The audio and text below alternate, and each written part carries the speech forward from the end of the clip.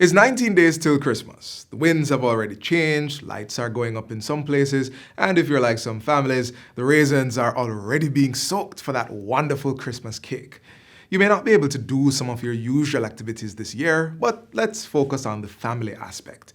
Spend time together and spread some Christmas cheer, even if only virtually.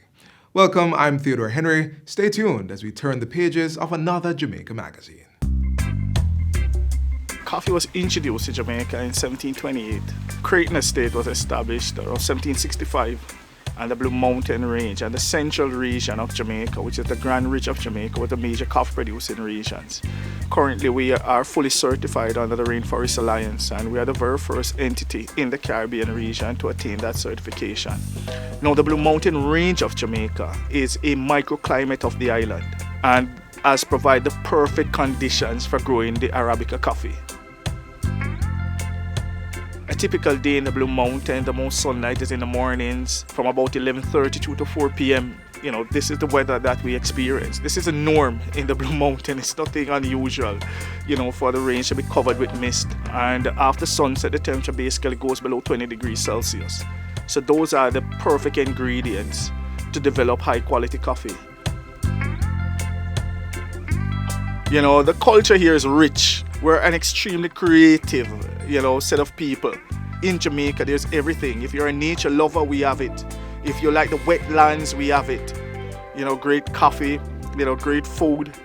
God has been good to us.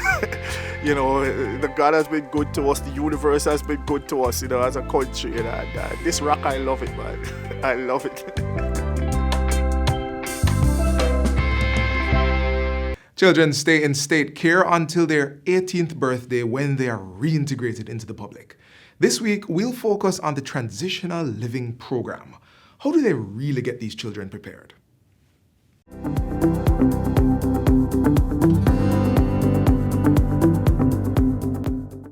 Welcome to Get the Facts, the program that provides you with information on government's policies and initiatives. I'm your host, Anthros Campbell. Today we focus on the Transitional Living Project for Children in State Care. Our resource person is Project Coordinator, Dr. Priya Anokar. Dr. Anokar, welcome to the program. Thank you. So Thank happy you, to Ms. have Campbell. you. Good. See Tell you. us about the Transitional Living Program for Children in State Care. When was it established and what exactly is it? Okay. As the name indicates, it's an exit readiness program Yes. for children transitioning out of state care.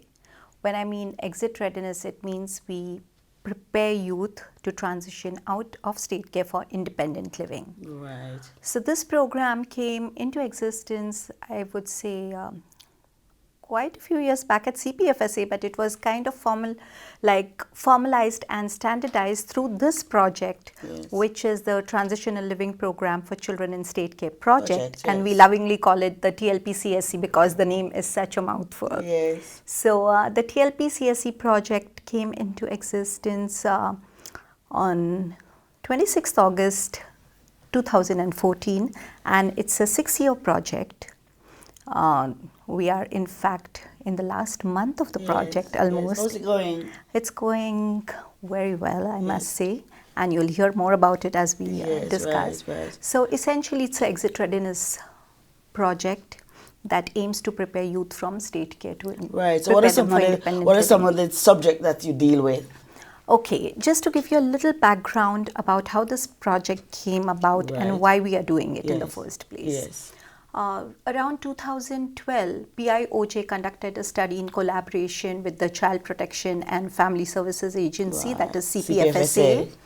And that study indicated they tried to find out how ready were the children from state care to move into independence. As all of us are aware, once the children turn 18, they are no longer in the care of the state.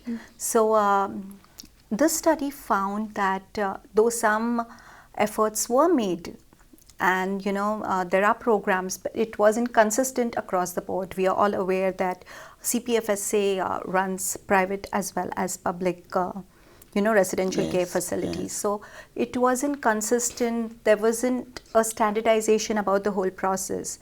So what they found was that the children were not very confident to leave state care.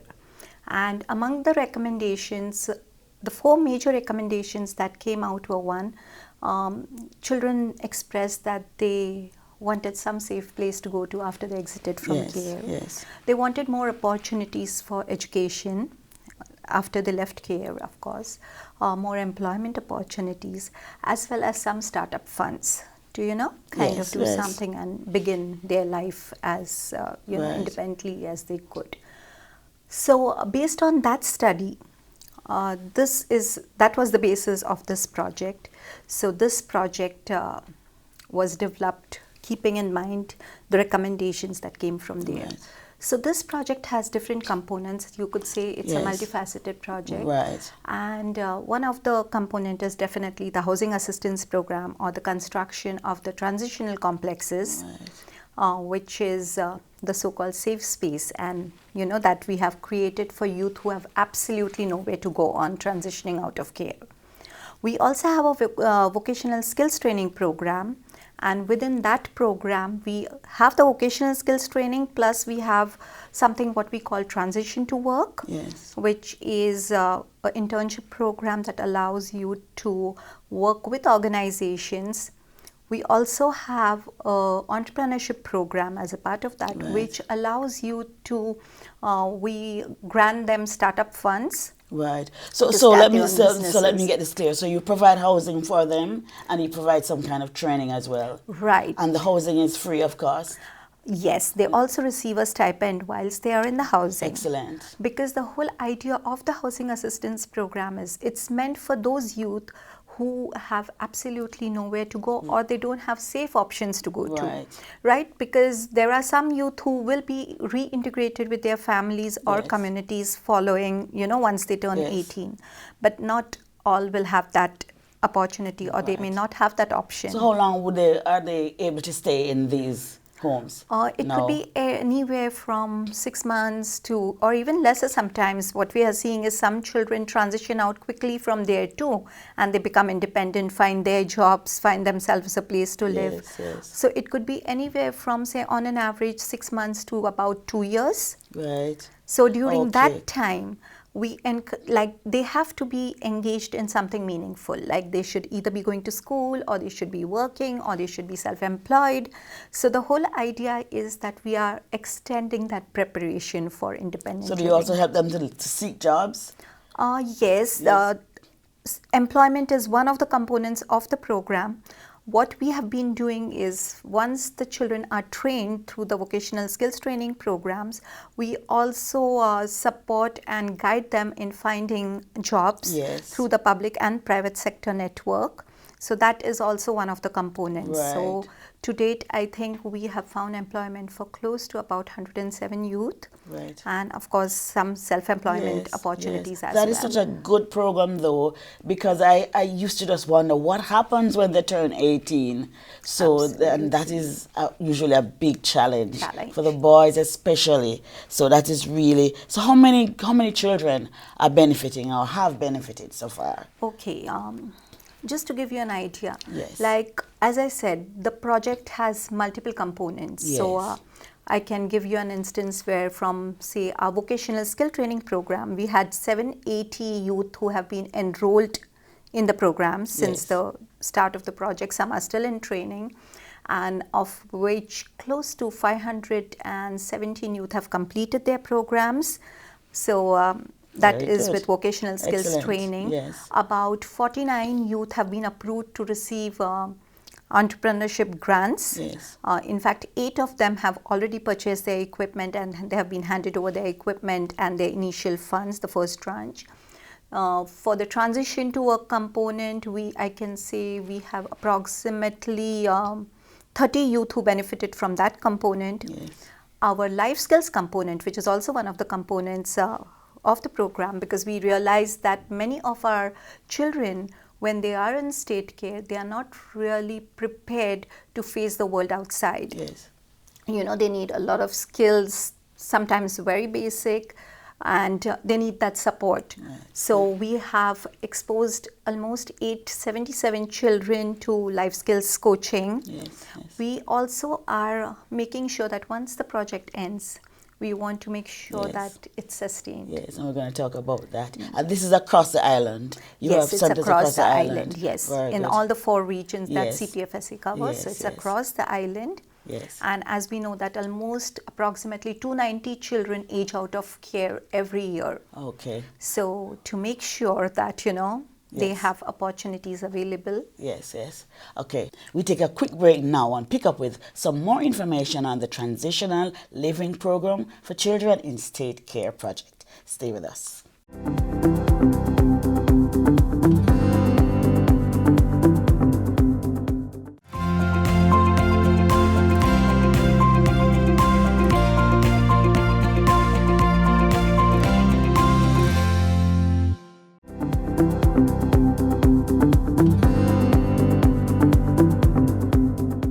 Welcome back to Get the Facts. We're talking with Dr. Priya Anaukar, the project coordinator of the Transitional Living Program for Children in State Care.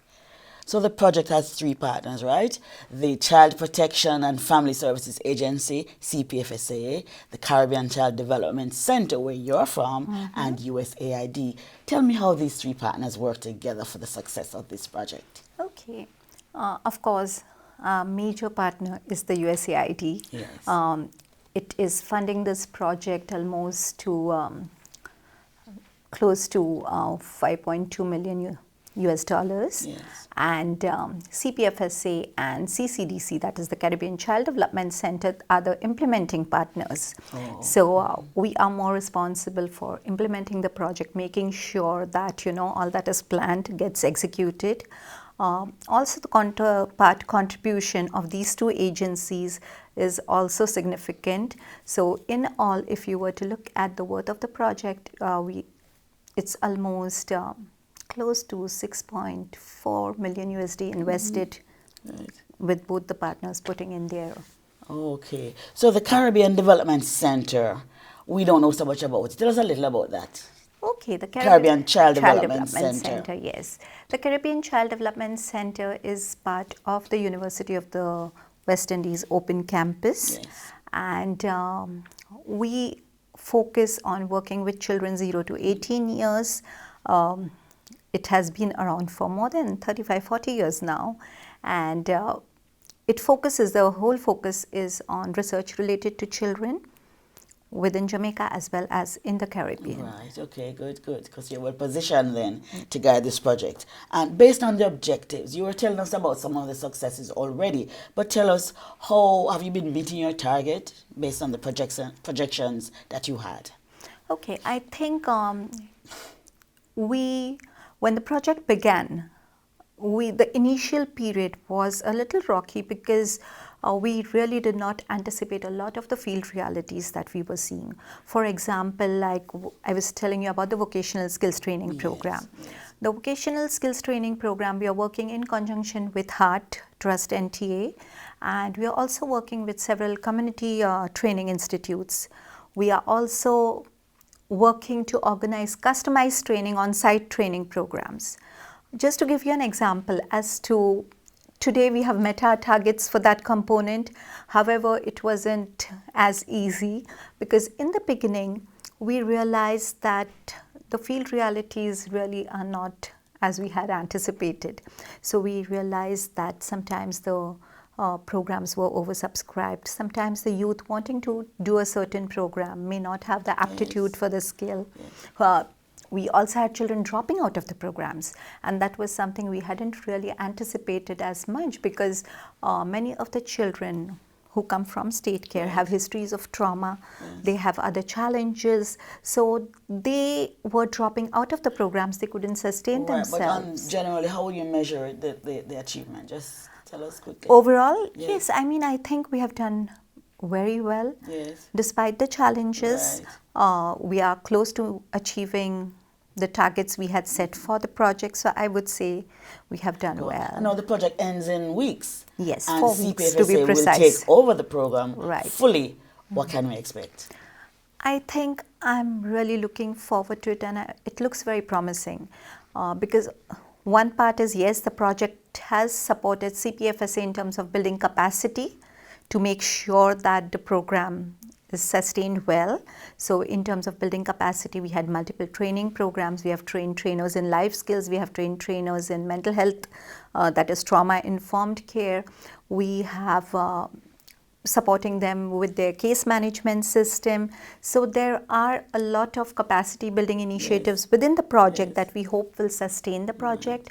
There is also a standard operating procedures guide that has been developed as a part of the project to ensure that it's standardized, systematized, and implemented across the organization. The preparation of children is standardized across the organization. Right. So you're confident that they will do a good job? Yes. Yes. It's a really good project because children need to get the support even after they become 18. Yes? 18, definitely. Yes. As we close the program now, tell us what do you hope for this program as we move from here?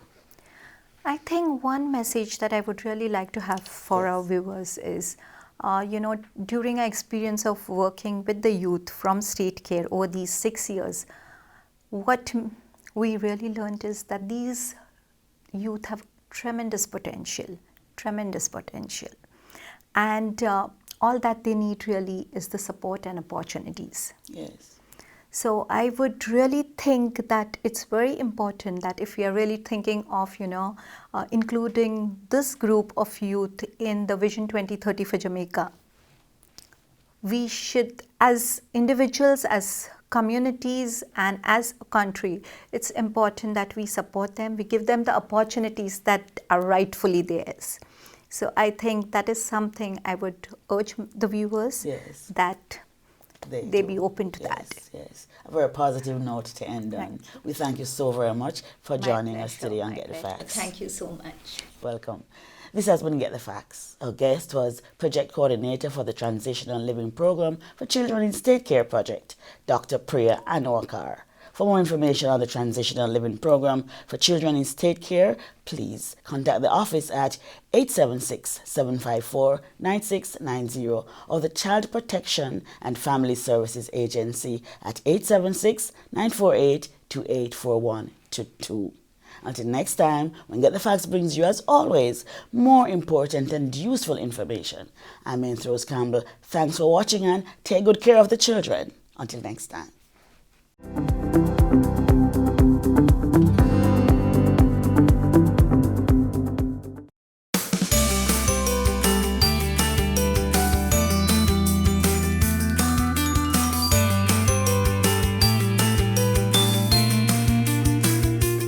This week, we'll take a look at the Public Sector Transformation Program. What are the plans in place for agencies and departments, and where are they in terms of implementation? Find out more next.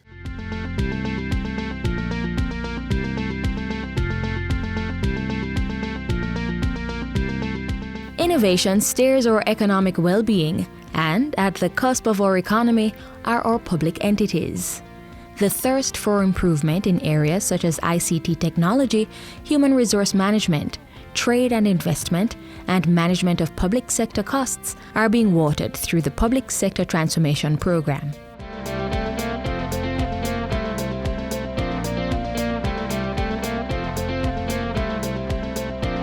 The Public Sector Transformation Program, PStmp, has been reshaping the face of how we conduct business in our public offices across Jamaica by designing new processes and procedures purposed at creating an effective, efficient, and functioning environment for businesses.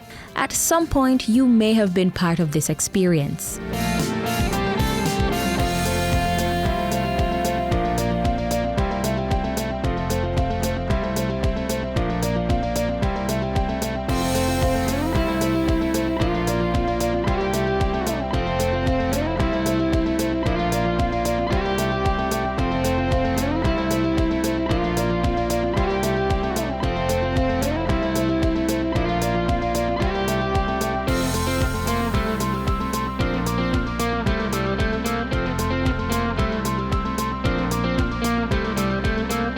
Excessive bureaucratic processes, high transaction costs and time, inadequate human resource management are some issues penned in the salutation that read, "Respectfully, we cannot continue as we are, as the people of Jamaica, our partners and colleagues, are adversely affected by inefficient service delivery, which, by extension, pulls on our economic strides." It was then enveloped and addressed over 4 years.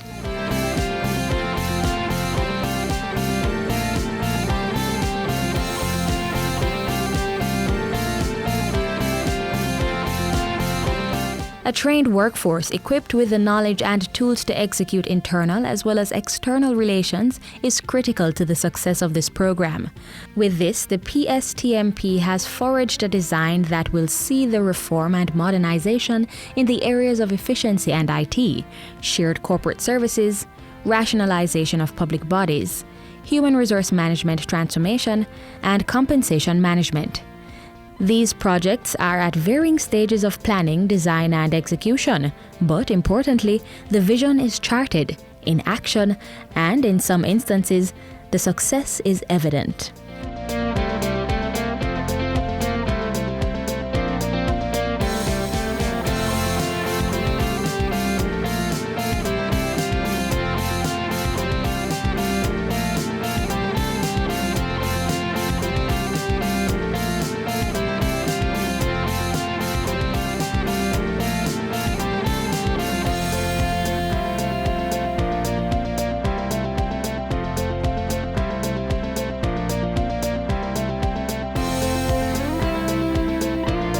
Human resource departments across ministries, departments, and agencies and government-led organizations are now privy to a digital rewrite with the new MyHR Plus online platform with over 16,000 public sector workers using the system.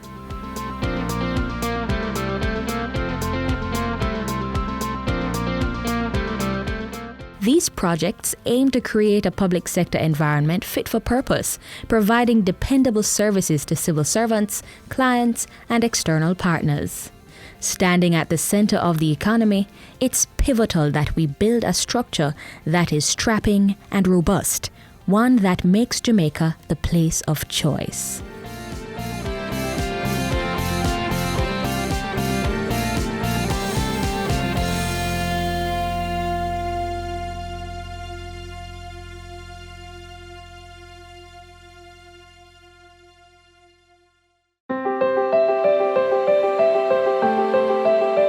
Solid waste management is a critical component of curtailing local transmission of COVID-19. As householders strive to keep their homes and frequently used surfaces clean, domestic garbage collection is now even more important. The National Solid Waste Management Authority, NSWMA, has called on citizens to partner with the agency in taking all measures possible to contain the spread of this virus. The recommended actions to support the sanitation crews are securing household garbage by properly bagging, tying, and placing in a container for collection, double bagging garbage containing tissue, gloves, face masks, and diapers, placing storage receptacles at the front of the premises where they can be accessed without hindrance 24 hours per day. Persons with uncollected garbage are also encouraged to contact the agency through the following media. Call toll-free at 888-CLEAN-JA, that's 888-253-2652, or WhatsApp 876-448-3220, or email nswma@nswma.gov.jm. Visit the agency's website www.nswma.gov.jm and reach out on Twitter, Instagram, and Facebook. The NSWMA continues to work closely with the Ministries of Local Government and Health to ensure the welfare of employees and the citizens of Jamaica.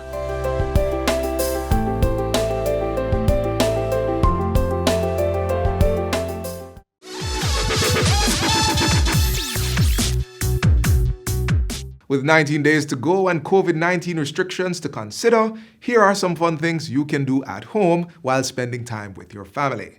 Number 1, decorate your own tree. Usually I would say to you, take the family and go to a Christmas tree lighting near you, but this year, due to COVID, I'm encouraging you to get a tree and decorate it yourself. If you can't afford to buy one, then get creative and utilize the plants you have at home. Number 2, create handmade Christmas cards. We are most definitely trying to save some money this Christmas, so get your art and craft supplies. That's cartridge paper, glue, scissors, glitter, ribbons, anything you can find to make your card the best. Then mail it or do a scavenger hunt at home. Who can find the card the fastest? Number 3, connect with an out-of-town friend. The holiday season is the perfect time to catch up with an old friend who you haven't connected with in a while, or those family members who can't get to come over this year. So give them a quick call, WhatsApp, Zoom, FaceTime, Skype, just something to get the family together. Number 4, sip on some hot chocolate. There's nothing quite like sipping some hot cocoa or chocolate. Now, you can make yourself a simple old-fashioned hot chocolate the way your grandparents used to, or you can get store-bought and add marshmallows if you like, spruce it up, a dab of salt, all those wonderful things. And while you're out and about getting the supplies you need to make Christmas fun and at home, wear your mask and practice regular sanitization as we work to make Jamaica the place of choice to live, work, raise families, and do business.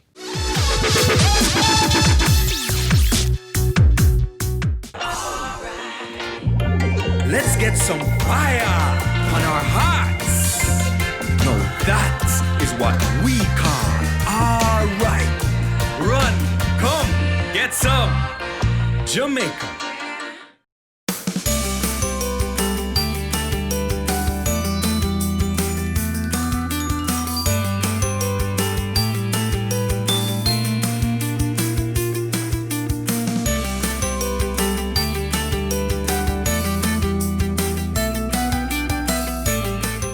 This is where the magazine ends for today, but if you would like to see more content like this, then visit our YouTube page. We also have all the latest news and updates on our social media pages and our website, jis.gov.jm. On behalf of the entire production crew, I am Theodore Henry. Thanks for watching.